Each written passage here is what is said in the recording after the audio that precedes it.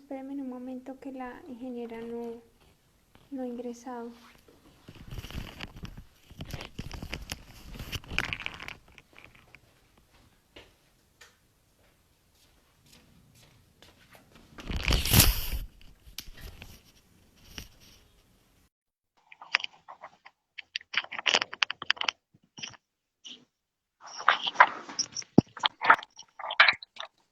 Ya, Listo, dale. ya. Entonces, digamos el tema de las características, ¿no? Entonces, el tema de experiencia, profesionalismo, un criterio técnico responsable, la capacidad de organización, la honestidad es innata en nosotros como personas, como profesionales. Esto debe ser una característica no de nuestra profesión como ingenieros, sino de nuestro ser.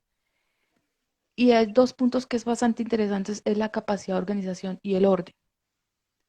Algo que sucede muy a menudo es que se ejecuta la obra, llámese en los 3 meses, en los 6 meses, en el año, bueno, en el tiempo. Y luego viene el tiempo de liquidar el contrato.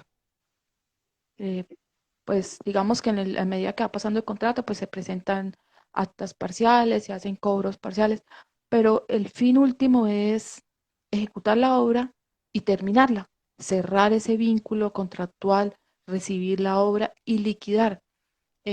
Cuando se hace el acta de recibo, se recibe la obra como tal, se termina la obra como tal, pero el vínculo del contrato, la vinculación que tiene con el Estado del contratista se cierra en el ejercicio, en el momento de la liquidación. Y ahí es donde sí entra a ser importante estos dos puntos de capacidad de organización y de orden. Es toda la documentación, llamémosla tramitología, llamémosla soportes, evidencias, documentos, todo esto, ahí es donde empieza, porque digamos que se han ido entregando los informes mensuales, en los cobros parciales se entrega documentación, pero la liquidación es cuando tú ya no puedes dejar ningún documento para más tardecito. Entonces ahí es donde es importante que se entregue toda la documentación en regla y ese tiempo es tiempo muerto, porque si ustedes lo ven, el contrato de obra duró 6 meses y cuánto duró liquidando. O sea, no es lo mismo para un contratista recibir su dinero hoy que terminó la obra o a los 10 días o a los 15 días o al mes, a 6 meses, un año. Si ustedes lo miran, nosotros en la normatividad dice que para hacer una liquidación bilateral son 4 meses. Luego vienen 2 meses de liquidación unilateral y luego vienen 2 años de liquidación de común acuerdo, bilateral, unilateral. Entonces, el Estado tiene hasta 2 años y medio para liquidar. Luego ya se va a un proceso ante un juez y bueno, eso ya es otro trámite. Pero no es lo mismo recibir X cantidad de dinero hoy que en 2 años y medio. Aparte, todo el tema de tener profesionales o tener personal todo ese tiempo realizando ese ejercicio. Entonces ahí es donde viene el tema de la organización y el orden. El ejercicio del interventor, presentar sus informes muy completos, muy documentados para, para que se cumpla su función. Aparte, pues ya lo vimos que el interventor acompaña el proceso hasta la liquidación. O sea, una interventoría difícilmente se puede liquidar antes que liquidar el contrato de obra al cual hizo acompañamiento. Entonces, si el contratista se demora 2 años, 2 años y medio, entonces el interventor, ¿cuándo va a liquidar? ¿Cuándo va a cobrar? Pues es un dinero ya menor, porque digamos que ha cobrado parciales, pero de todas maneras es el tiempo por el desorden y por la falta de documentación es bastante representativo. Siguiente diapositiva. No creo. Te pasaste una, creo. La siguiente. La anterior. Esa. Mm, Bueno, Estas son las facultades del supervisor. Es exigir que se cumplan, que se hagan las cosas bien, es prevenir. No se trata de ser como un policía, mirar qué están haciendo mal para escribirles o para sancionarlos. No, vamos a la par mirando qué se ejecuta en la obra, qué pasa, qué viene más adelante, qué podemos corregir, prevenir, mejorar. El ejercicio de verificar, se supone que la entidad le paga o da por recibida la obra en el momento en que el interventor verifica y constata que está ejecutada y que está ejecutada tal y como son las condiciones que nos plantean las especificaciones técnicas y en los pliegos y toda la documentación soporte del proceso precontractual.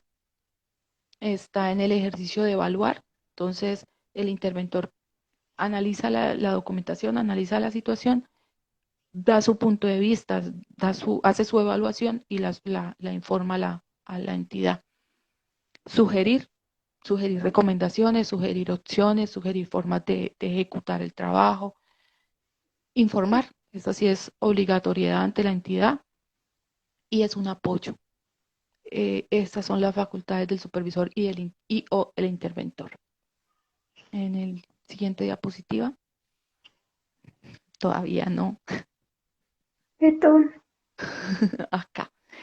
Eh, el artículo 32 de la ley 80 hace dos salvedades muy importantes y es que los únicos contratos que presentan obligatoriedad de tener interventoría son los que se generan de un proceso de licitación pública.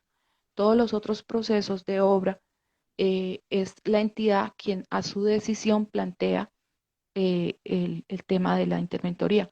Obviamente, una entidad que cuenta con muy poco personal o que está haciendo obras en diferentes sitios, pues no va a querer o no va a, a cargar la responsabilidad de acompañar esas obras. Entonces, pues por eso la mayoría de las entidades contratan interventoría. Pero si vamos a hablar de la obligatoriedad, la única que tiene condición de obligatoriedad son los contratos de obra que se generaron por licitación pública. Y otro de los puntos bastante importantes y que era lo que hacía mención uno de nuestros compañeros en el chat, es el tema del escribir. Y acá dice, ninguna orden del interventor podrá ser verbal. Es obligatorio para el interventor entregar por escrito sus órdenes, sugerencias y demás. Llámese en la bitácora de obra, llámese un oficio, llámese en el informe que presenta la entidad, pero siempre se debe escribir. Esto es importante porque es la prueba, es la evidencia y es el soporte. Eh, por ahí hay una frasecita muy común y es papelitos hablan y lo escrito, escrito está. Entonces, volvemos a cuando se hacen estos términos de investigaciones o procesos contra interventorías, se les pregunta, ¿usted informó? ¿Usted le dijo al contratista que hiciera eso? ¿Usted le solicitó que no siguiera haciendo eso? Siempre es por escrito. Por eso la bitácora de obra es tan importante, porque allí se pueden tomar decisiones, se pueden hacer ajustes a un cambio en obra, a una situación que se recomienda que lo realicen de X o Y manera. El tema de personas que están sin sus elementos de seguridad, elementos de protección personal, el tema de, no sé, una persona que no debería estar en la obra, tantas situaciones que deben ser escritas. Nuestro compañero nos dice que si la bitácora hace parte del informe, sí, el informe, la bitácora es uno de los soportes del informe mensual. Es como tú cuando informas a la administración, eh, usualmente las cláusulas del contrato de interventoría dice que debes presentar un informe mensual. Entonces, ahí es cuando informas. Entonces, ese informe, el informar, el dar a conocer, el comentarle la obra a la administración, pues es documental y está basada en esto, en bitácora, en registro fotográfico, se presenta todos los resultados de los ensayos de laboratorio, tanto que hizo el contratista como el interventor, y la evaluación que se hizo sobre esto, la topografía, las afiliaciones, a seguridad, todo lo que tiene que ver con seguridad social, los pagos. Es importante y es representativo tener presente que es obligatoriedad, y el no tener a la gente afiliada es un motivo para que la obra no pueda avanzar. Entonces, toda esa documentación hace parte del informe. Entonces, acá nos dice que la interventoría solo es obligatoria en los contratos de obra pública que hubieran sido contratados a través de licitaciones públicas. Sin embargo, la entidad, en los estudios previos de cualquier valor que supere la menor cuantía, toma la decisión de contar o no con una interventoría. Bueno, esto es pues como un contexto del proceso de interventoría. Hay muchísimo tema para hablar. Eh, yo quisiera como que nos devolviéramos y miramos los temas que han preguntado, porque de acá en adelante lo que vienen son dos situaciones que me pareció interesante traerlas a mención y como ponerlas a su consideración, que a veces se nos se nos salen del contexto en algunos contratos que he acompañado o que he evidenciado que sucede, que lo quiere compartir. Entonces voy a mirar las preguntas. ¿Que quién lleva la bitácora de la obra? La bitácora de obra es responsabilidad del interventor. O sea, la bitácora es en obra y la debe como elaborar y llenar es el contratista, y el interventor debe hacer su verificación, su acompañamiento, constatar que la bitácora esté en obra, esté actualizada y que estén allí consignadas todas las situaciones que se presentan en obra. Dice un compañero acá, Jonathan. Tengo entendido que hay bitácora de obra llevada por la contratista y bitácora de interventoría. Pues son decisiones que se toman. Cada quien lo considera, no está mal hacerlo así, pero el deber ser es que la bitácora, la obra es una sola.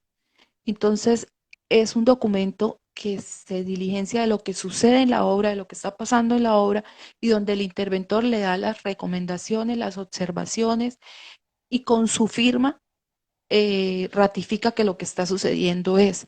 Entonces, digamos que hablar de la bitácora de obra, del contratista de obra y de interventoría no permite ese ejercicio.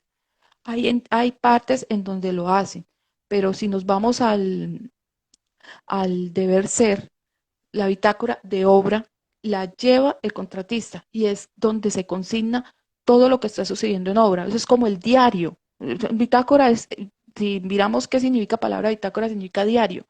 Entonces es la historia de la obra contada en obra y al día, no que la bitácora se llena la siguiente semana, sino al día.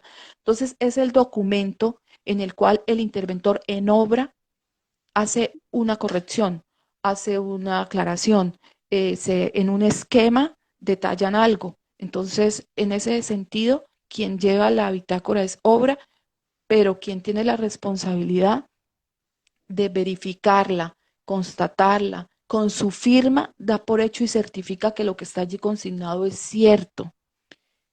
Y obviamente, dice FJ Sánchez, dice, siempre se debe firmar por los profesionales de interventoría consultor. Sí, volvemos a lo mismo, la bitácora, la diligencia, la firma obra, que es quien la está llevando, y el interventor con su firma lo que hace es ratificar que lo allí dicho es cierto. La bitácora se debe llenar en obra. Pues ya digamos que con el tema de tener los medios, medio digital, pues la bitácora también se puede perfectamente llevar no tiene que ser escrita, no necesariamente tiene que ser el ejercicio del libro que se llevaba antes. La bitácora puede ser una hoja y tal. ¿Y el ejercicio cuál es? Pues se pone al correo de los directores y los residentes al día. Esa es una forma como de tenerla actualizada. Quienes firman inicialmente la bitácora son los residentes de obra y de interventoría, quienes son responsabilidad, quienes están el 100% de la obra. Y es importante, pues, si el ingeniero ambiental o el ingeniero ambiental, si la persona CISO, si el topógrafo quiere hacer algún complemento, lo realiza respaldado con su firma.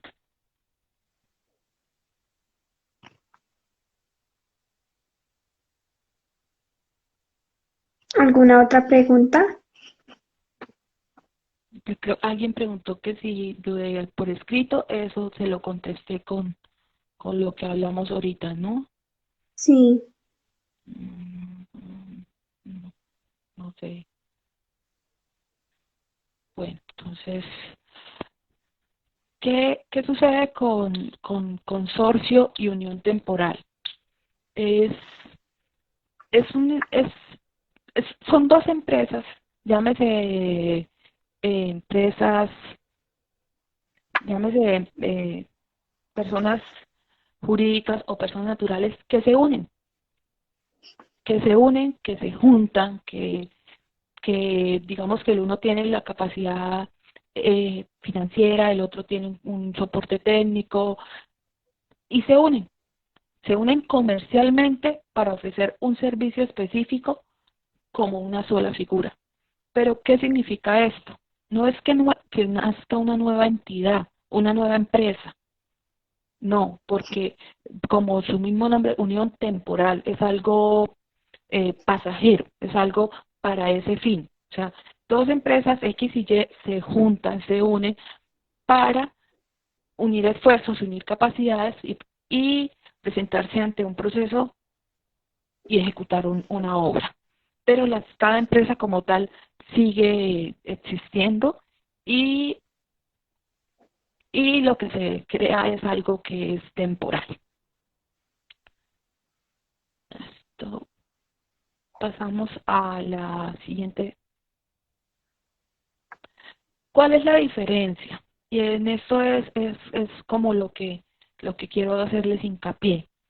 En un consorcio, todos los integrantes de ese consorcio responden solidariamente por los incumplimientos y los perjuicios que causen a terceros, mientras que la unión temporal, en la medida en que existe una sanción o un incumplimiento, responden proporcional a la participación de cada uno de los miembros. ¿Sí? Entonces, esa es la diferencia. Los dos son una figura temporal, son una unión de esfuerzos, pero ¿en qué momento, en qué se diferencian? En que en el momento en que haya una falla, un incumplimiento, una sanción, cada uno responde es proporcional a su participación. Bueno, pasamos a la siguiente diapositiva, por favor. Acá, entonces, cuando hay una unión temporal o un consorcio y tenemos empleados, ¿qué sucede? Entonces, esto es interesante, es que la unión temporal o la consorcio no tienen personería jurídica, ¿sí? No son una nueva persona jurídica, lo que son es una forma contractual utilizada como cooperación para desarrollar una labor económica. Entonces, se unieron, pero no dejaron de ser las empresas que eran. Pero en el momento en que se termina el contrato, se liquida el contrato, posterior a ello, lo que hacen es liquidar la unión temporal o el consorcio. Entonces, por eso es que pasemos a la siguiente diapositiva, por favor. Deben ser las personas naturales o jurídicas que componen esa unión temporal o ese consorcio quienes asuman las responsabilidades que se desprenden de dicho contrato, en especial en lo que tiene que ver con vinculación de personal. ¿Por qué? Por el responder por los salarios de estas personas o el responder en cuanto a los aportes a seguridad social. Si el contrato se liquida y luego de liquidar el contrato se liquida el consorcio de la unión temporal, ¿quién le va a responder a los trabajadores? Entonces, por eso es importante que las afiliaciones a seguridad social las sigan realizando los integrantes del consorcio de la unión temporal. Em, Esto en la interventoría tiene una explicación muy sencilla. Existen dos empresas de interventoría y la una tiene mucha experiencia en vías y la otra en alcantarillados. Y pues se tiene que hacer una obra en la cual se requieren estas dos experiencias. Entonces ellos se unen. En una empresa hay un ingeniero que tiene una maestría en vías buenísima y tiene una gran experiencia, pues él va a ser el director, ejemplo. La otra empresa tiene un ingeniero que tiene un vasto conocimiento en aguas y ha hecho sus estudios y en su tema laboral, entonces él va a ser el residente. Pues, entonces, ¿qué sucedió con esas dos empresas? Se unieron para poder hacer esa interventoría, pero esos profesionales siguen siendo de esa empresa, hasta para el tema de la continuidad, porque si usted pertenece a una empresa y esa empresa es quien le está pagando a usted sus salarios y a usted lo retiran, pues digamos que ya no va a poder cumplir el año para ganarse las vacaciones o le cortan el tema de las cesantías. Eso, entonces, en ese ejercicio, los profesionales que sigan perteneciendo, tanto con lo que tiene que ver con salarios como en seguridad social, a las empresas integrantes de las uniones temporales y de los consorcios. Acá hay dos conclusiones. Dice, nunca demande al consorcio o a la unión temporal por un incumplimiento, porque esa es una figura que, como ya lo vimos en la anterior diapositiva, no tiene personería jurídica y que en el momento en que se termina el contrato, ya se terminó lo que los unía, porque ellos liquidan también la unión temporal o el consorcio. Entonces, esa figura ya no existe. Entonces, ¿usted a quién demanda? Esto, digamos, en el caso que haya un inconveniente por salarios, o un inconveniente por seguridad social, o problemas por un accidente en una obra. Entonces aquí dice, se demanda a los integrantes que son quienes responderán solidariamente por las obligaciones que se causó durante la unión contractual que fue transitoria. Esto pues es ya sacado de una página que da tipsitos, no lo quise cambiar, pero pues sin llegar al tema de una demanda o un problema, pero sí para que no se retire la persona de su seguridad social o de sus beneficios como como empleado para que vaya a responder por él una, una figura que es transitoria. Entonces eso era lo que quería como hablarles de que es unión temporal y que es consorcio y la parte de la responsabilidad en cuanto a seguridad social y a la responsabilidad laboral. Mm, quedan pues otros temas y en el momento en que este ejercicio se siga presentando, con muchísimo gusto asistiré como oyente y en lo que les pueda contar mi experiencia. Muchísimas Acá, gracias, ingeniera. Tenemos una pregunta. sí, Dice, ¿qué opina desde su experiencia de las leyes de equivalencia para soportar experiencia desde los posgrados o viceversa? Es decir, desde su experiencia, ¿qué opina? ¿Qué opinión tiene de ello hasta hoy? bueno, yo no sé si FJ Sánchez estaba, cuando al principio les comentaba que yo empecé a laborar, empecé mi primera responsabilidad fue ser secretaria de un municipio en Casanare. Entonces, la experiencia laboral me llevó a mí a darle la importancia y el conocimiento de lo académico. Mm, en mi criterio, sí tienen una equivalencia.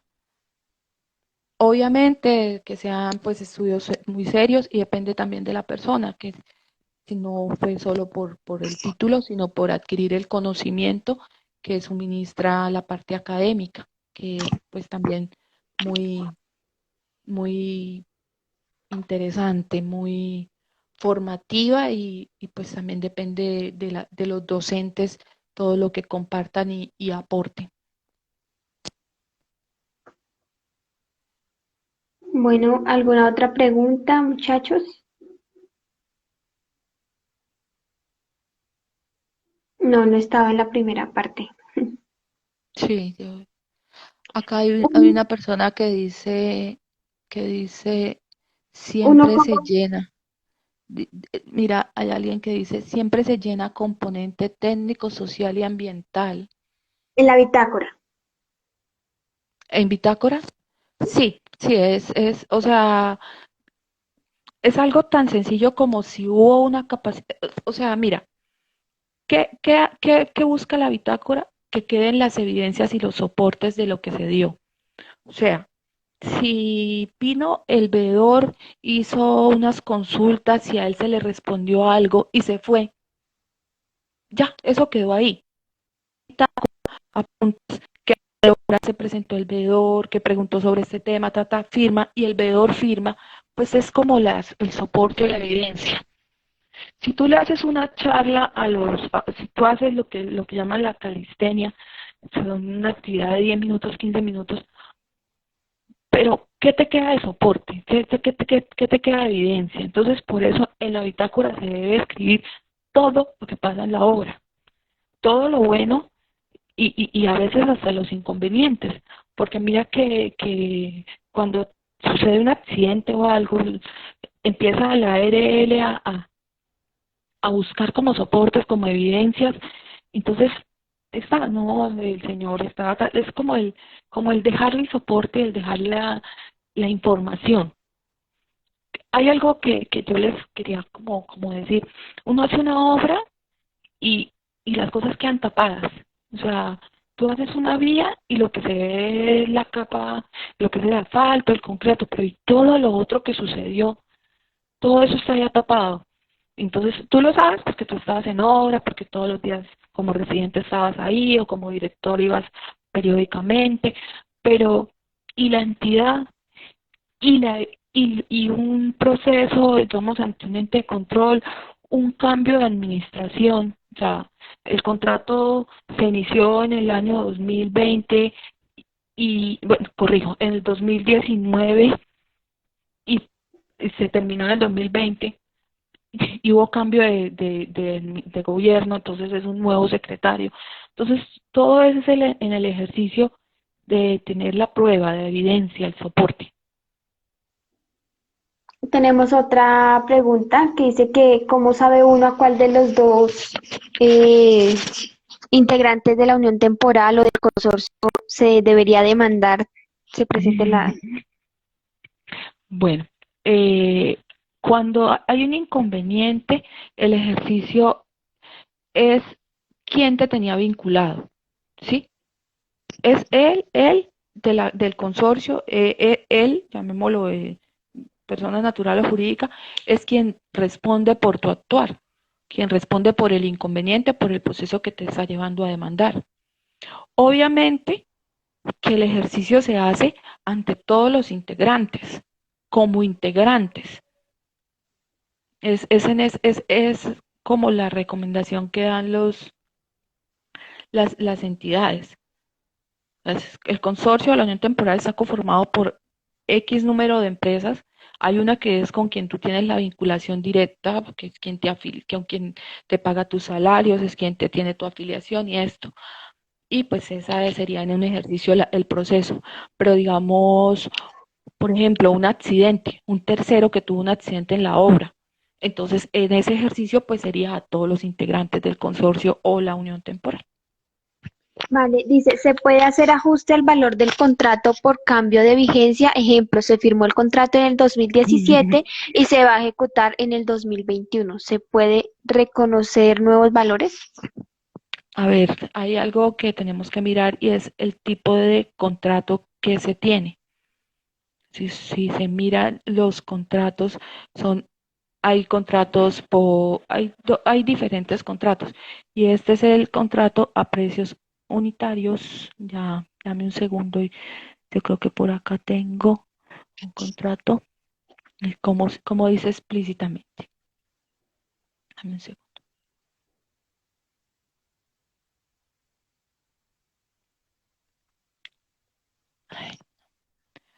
O sea, por ejemplo, la contratación que nosotros conocemos normalmente, que es ítem, valor unitario y cantidad, que nos lleva a un valor total, esto contempla que fue lo que él planteó como, como propuesta. Y ese es un contrato a precios unitarios. Entonces, ese no tendría ajuste por pasarse de año.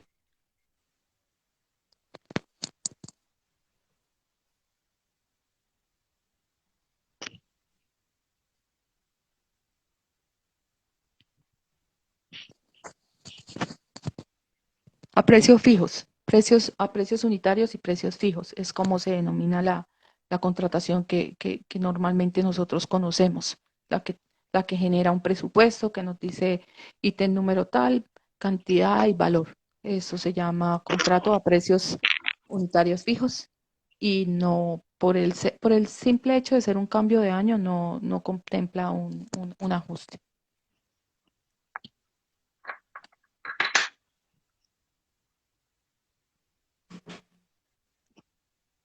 Bueno, creo que no tenemos más preguntas. Muchísimas gracias, ingeniera, de verdad, por la charla, por los aportes, de verdad, muchísimas gracias a las personas que se quedaron hasta este momento.